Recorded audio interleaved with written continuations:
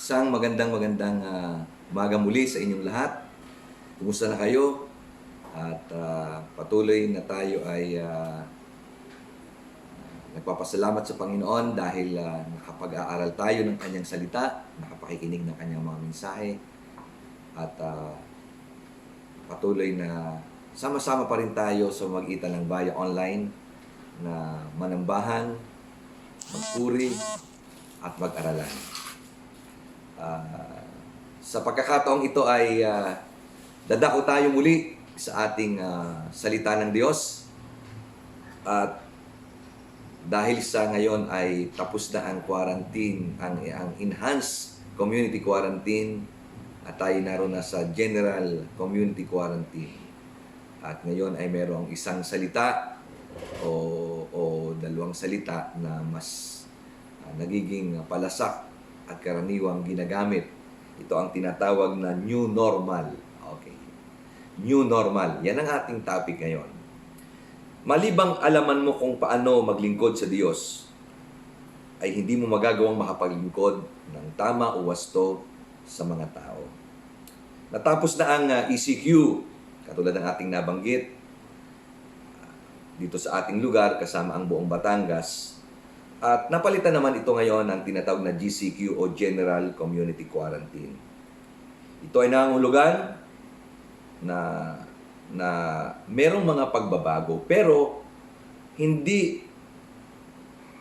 naman ito ibig sabihin ay makababalik na tayo sa dati nating kinasinayang buhay sa araw-araw.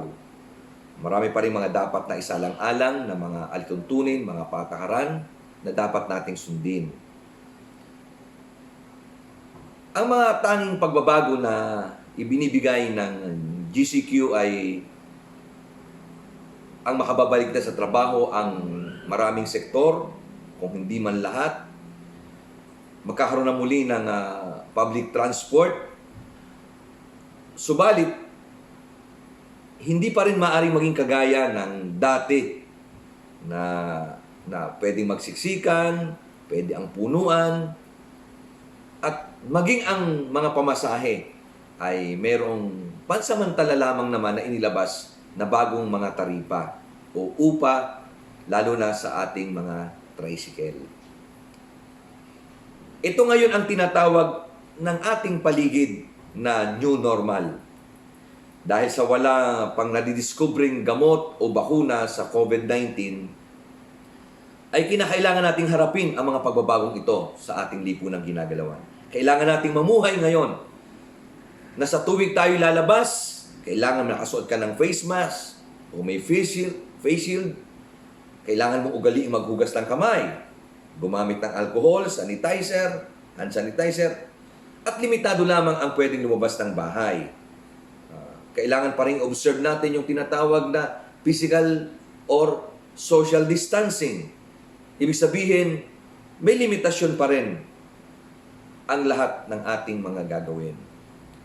Maraming dapat isalang-alang sa ating pamumuhay at mga pagkilos na upang maiwasan natin ang patuloy na pagkalat ng virus at ganap natin mapagtagumpayan ang dulot ng sakit ng COVID-19.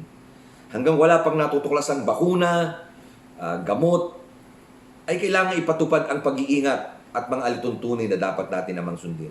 Kailangan nating tanggapin na ito ang tinatawag na new normal o ito ang dapat nating kasanayang buhay ngayon. Walang katiyakan kung hanggang kailan. Marami ang nawalan na ng hanap buhay. No? O marami na rin ang sarado ang mga libangan ng mga tao. Maging ang mga larong pampalakasan ng mga sports facilities, hindi pa natin pwedeng magamit.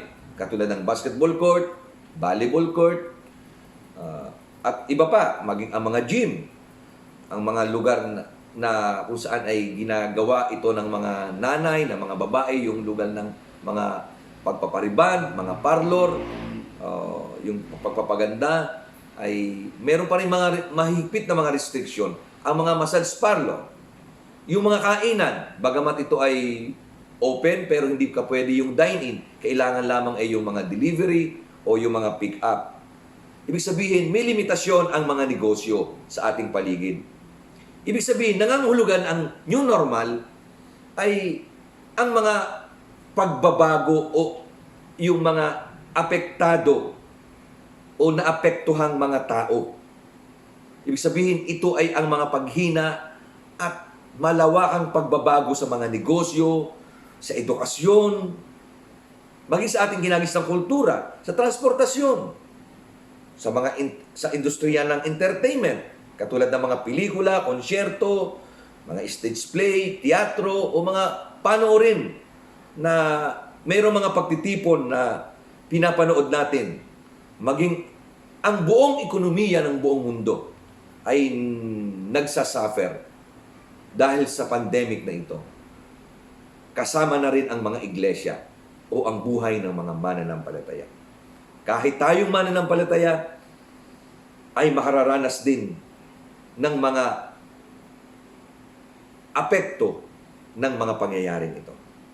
Sa ganito mga pangyayari, masasabi natin ito ay tinatawag na shaking o pagyayanig ng Diyos sa buong mundo. Kasama na tayo mga Kristiyano, kasama na ang mga mananampalataya. Sa aklat ng Hebreo chapter 12 verse 26 to 27, ganito ang ating matutunghayan. Yumanig noon ang lupa nang magsalita ang Diyos, at ngayon ay nangako siya. Minsan ko pang yayanigin ang mundo, pati na rin ang langit, at ang katagang minsan pa ay nagpapahiwatig na aalisin ng Diyos ang lahat ng lilikha niyang nayayanig para manatili ang mga bagay na hindi nayayanig. Ang pagyayanig o shaking ay nangyayari hindi upang tayo ay papanghinain bilang mga mananampalataya. Ito ay nangyayari hindi rin upang tayo ay bigyan ng panibagong kalakasan. Ang shaking o pagyayanig ay nagaganap o nangyayari upang mahayag o malantad o malaman kung sino talaga tayo bilang tao at bilang mananampalataya. Ang shaking ay nangyayari to expose us kung sino tayo, kung sino talaga tayo.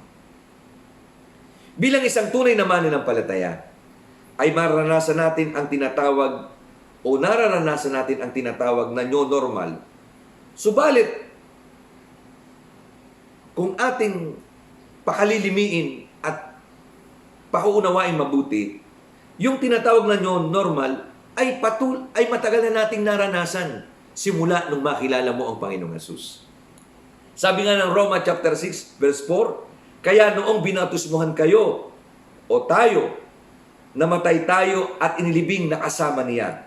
Kung paanong binuhay muli si Kristo sa magitan ng dakilang kapangyarihan ng Ama, tayo rin ay mamuhay sa bagong buhay. Simula nung makilala mo ang Panginoon, nagsimula na yung new normal sa ating buhay. No? Hindi pa man nangyayari ang pandemic. Dapat bilang Kristiyano, naiintindihan mo itong dapat ngayon. Nagsimula na ang new normal. Ibig sabihin, yung new normal ay hindi naman talaga new sa ating mga Kristiyano. Marami ang nagbago, hindi lamang dapat ang ating paniniwala, kundi maging ang ating mga prinsipyo, ang ating ugali, ang mga asal, at mga gawain ay isa-isang binabago. Ang ating buong pagkatao ay binago ng Diyos sa magitan ng Panginoong Hesukristo. Sa aklat ng 2 Corinthians chapter 5 verse 17, ang sino mang na kay Kristo ay isa ng bagong nilalang. Wala na ang dati niyang pagkatao, binago siya. Sabi rin ng aklat ng Colossus chapter 3 verse 10, at isuot na ninyo ang bagong pagkatao. Ang pagkataong ito'y patuloy na binabago ng Diyos na lumikha nito para maging katulad niya tayo at para makilala natin siya ng lubusan. Ang kinakailangan lang sa atin ay maging handa. Maging prepared tayo na tayo ay i-stretch o banatin o hatakin ng Diyos upang ang mga pagbabago sa ating buhay ay patuloy nating maintindihan, maunawaan at malakaran. No? Bagamat hindi madali ang mga pagbabagong ito, maging ang buhay Kristiyano, subalit bilang mananampalataya, ito ay kaya nating gawin. We need to be stretchable. Kailangan nating hatakin. Kailangan nating patuloy na maranasan ang Diyos sa ating buhay upang tayo ay makapaglingkod sa Kanya. Upang sa ganon ay maging epektibo tayo bilang mananampalataya na makapag-akay ng ibang mga kaluluwa. Ang tanong, ikaw ba ay nakahanda na patuloy na i-stretch o hatakin o banatin ng Diyos tulad ng isang nababanat na bagay upang pahabain, palawakin ang kaya nating gawin, ang kaya nating abutin habang tayo ay nasa ibabaw ng mundo. Be stretchable. Kailangan lang natin maging handa tayong batakin. May panahon na nakararanas tayo ng comfort zone, pero hindi dapat manatili tayo sa ating comfort zone. Sabi na aklat ng Mateo, chapter 6, verse 32 to 33. Ang mga bagay na ito ang pinapahalagahan ng mga taong hindi kumikilala sa Diyos. Take note the word, yung pinapahalagahan o pagpapahalaga. Ngunit alam ng inyong amang nasa langit na kailangan ninyo ang mga bagay na ito. Kaya, unahin ninyo ang mapabilang sa kaharian ng Diyos. Take note again, the word unahin. Kaya unahin ninyo ang mapabilang sa kaharian ng Diyos at ang pagsunod sa Kanyang kalooban at ibibigay niya ang lahat ng pangailangan ninyo. Mateo 6:32 hanggang 33. Sa pagkakataong ito, may dalawang bagay sa ating buhay na nais kong talakayin kung saan ay mahalagang atin bigyang pansin. Number one, ano yung mahalagang bagay na dapat nating suriing mabuti o dapat nating bigyang pagpapahalaga o bigyang pansin bilang mga mananampalataya. Number one, ang pinagmula ng iyong pinapahalagahan sa iyong buhay. No? Saan ba nagmumula ang ating mga pinapahalagahan? Ano ba ang ating mga pinapahalagahan? Ano yung mga values o yung mga ginagawa mong importante sa iyong buhay? Sabi ng 1 John, chapter 2, verse 15 to 17, huwag ninyong ibigin ang mundo o ang mga makamundong bagay. Ang umiibig sa mga ito ay hindi umiibig sa Ama. Sapagat ang lahat ng kamunduhan, ang masamang hilig ng laman, ang pagnanasa sa mga nakikita ng mata, at ang anumang pagyayabang sa buhay ay hindi nagmumula sa Ama, kundi sa mundo. Ang mundo at lahat ng bagay dito na hinahagad ng tao ay mawawala. Ngunit ang taong sumusunod sa kalooban ng Diyos ay mabubuhay magpakailanman. Ang tao ay may sariling mga prioridad at pagpapahalaga sa buhay.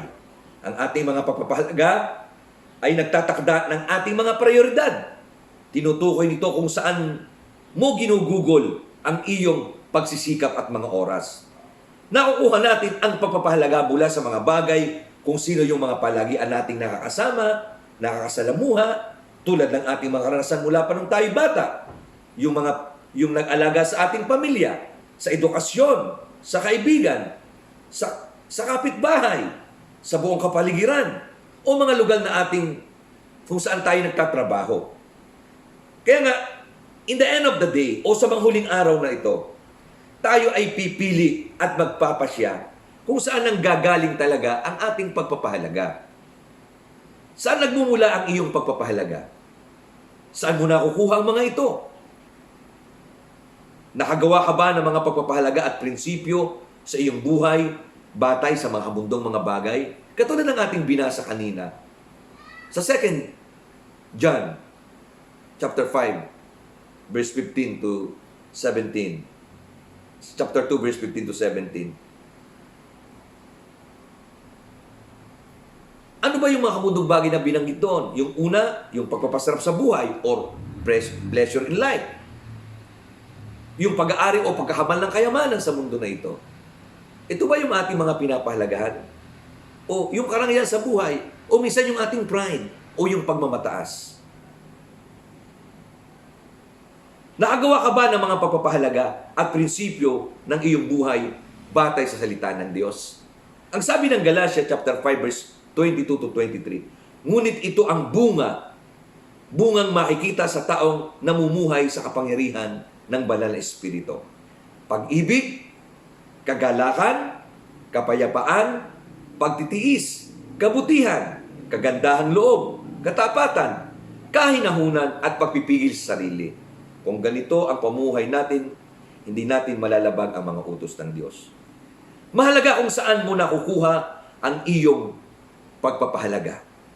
Dahil ang iyong mga pagpapahalaga ay ang magtuturo at magdadala kung papaano mo maipagpapatuloy at maisasagawa ang mga bagay na pinapagawa ng Diyos. Pangalawang bagay, basahin natin, unawain kung ano ang mahalaga at alin ang dapat unahin. Unahin kung ano ang dapat na mahalaga o pinakamahalaga at alin ang dapat unahin. Sabi ng Job o Job, chapter 34, verse 4, kaya alamin natin kung ano ang tama. Pag-aralan natin kung ano ang mabuti. Bilang isang individual na nilalang ay ibinigay sa atin ng Diyos ang mahalaga at mabubuti para sa atin. Kailangan lang nating maintindihan at maunawaan ang mga kanya-kanyang kalagahan ng mga ito sa ating buhay. Ang bawat isa ay may kanya-kanyang espasyo, upuan sa ating buhay na dapat kung saan ito nararapat ay huwag nating ipagpapalit o hahayaan nating agawan o agawin ito kung saan ito para dito. Ang iba ay merong espasyo sa ating buhay na nakalaan para sa Diyos. At ang mga bagay, ang ating pananambahan, ang ating pananalangin, ang ating pagsamba, ang ating pagpupuri, na inilalaan natin sa Panginoon, ang ating pakikipag-ugnayan, ang ating personal devotion, ang ating pagtatayo ng altar sa araw-araw, na ito'y para sa Diyos. Kailangan ito ay para lang sa Kanya. Ang iba ay espasyo natin para sa ating asawa. May mga bagay tayong ginagawa na ito ay para lang sa atin at para sa ating asawa. Kung paano meron tayong ginagawa para sa atin at para lang sa Diyos, meron din tayong ginagawa para sa atin at para sa ating asawa.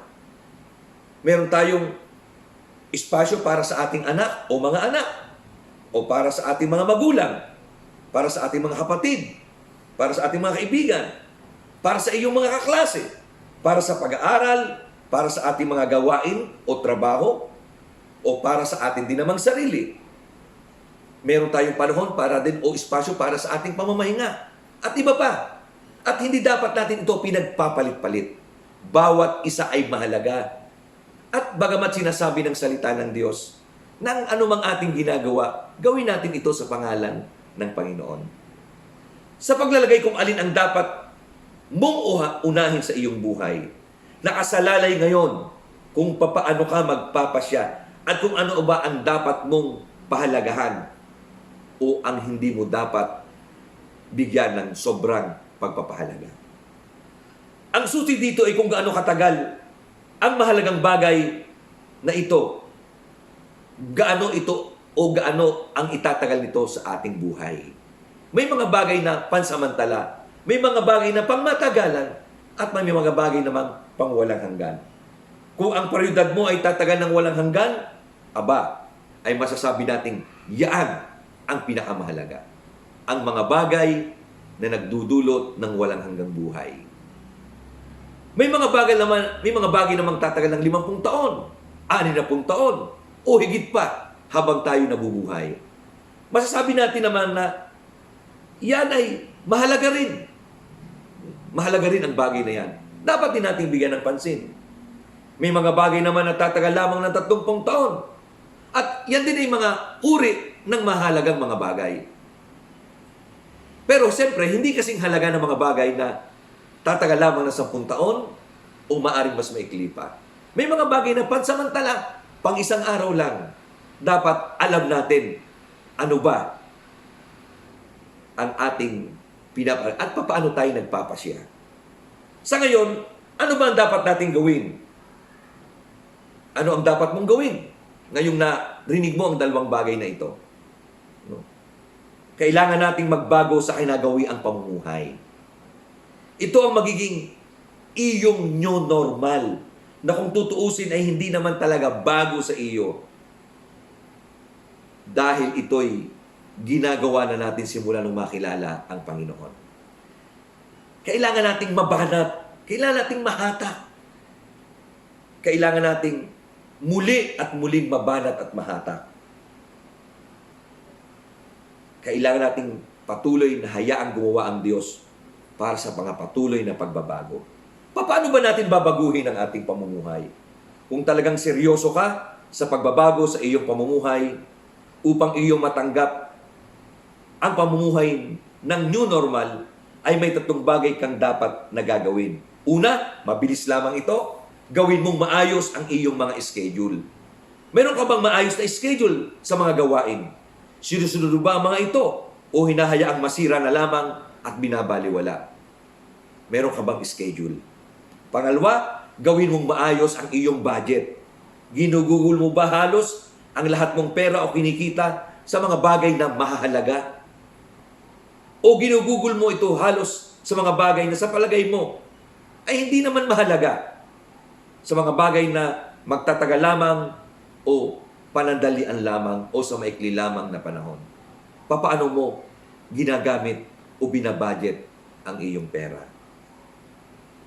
Pangatlo, gawin mong maayos ang iyong mga responsibilidad. May mga responsibilidad tayo na inilagay sa ating balikat. Dapat natin gawing maayos. Ginagamit mo ba ang iyong oras at pagsisikap, ang iyong lakas sa mga responsibilidad sa iyong buhay, o ginagamit mo ang iyong oras kasama ang mga bagay na hindi naman talaga mahalaga, lalo na para sa iyo? Ano ba ang iyong mga responsibilidad na dapat mong magawa at matapos? Ano ba ito yung mahalagang mga bagay? Sa pagtatapos, sinabi nga na aklat ng Episode chapter 4 verse 17, sa pangalan ng Panginoon, iginigiit kong huwag kayong mamuhay gaya ng mga taong hindi nakakakilala sa Diyos. Walang kabuluhan ang iniisip nila. Ikaw ay binago na at patuloy na binabago ng Diyos. Iyan ang tunay na new normal sa buhay ng Kristiyano.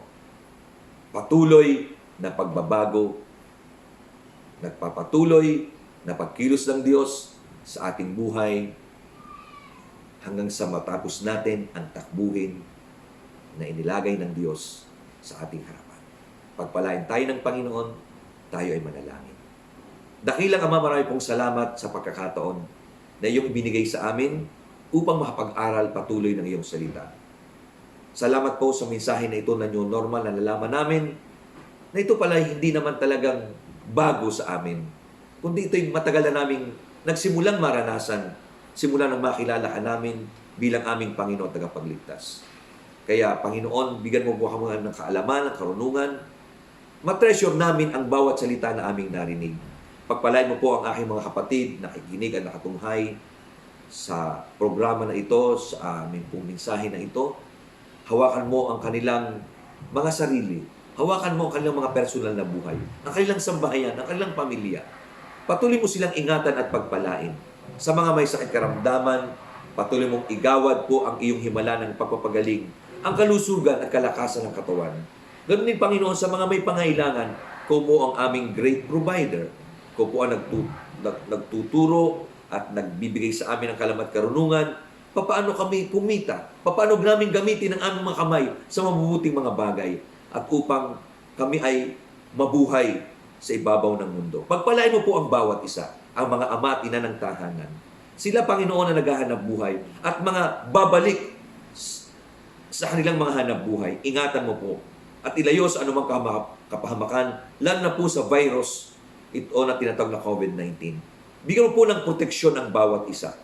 At hayaan mo, Panginoon, bigyan mo kami ng patuloy na kaalaman at karunungan, paano namin may apply ang tunay na kalinisan at kaayusan at ang tama, Panginoong pangangalaga upang kami ay hindi mahawahan. Pagpalain mo rin, Panginoon, ang aming pong bayan, ang aming barangay, ang aming pong bansa. At hayaan mo, Panginoon, na aming malampasan ang krisis na ito at ang new normal na aming nararanasan, lalo na po sa aming mga mananampalataya, hindi po kami mabigla at hindi kami mabaguhan sapagkat ito ay bahagi na ng aming buhay bilang mga Kristiyano. Salamat po sa mga bagay na iyong itinuro sa amin sa umagang ito. Salamat po, Panginoon. Sa iyo po namin ibinabalik ang lahat ng papuri, pasasalamat sa pinakamataas na pangalan ng aming Panginoong Hesus. Amen and Amen. Magandang umaga po sa inyong lahat. Maraming salamat at pagpalain po kayo ng ating Panginoong Diyos.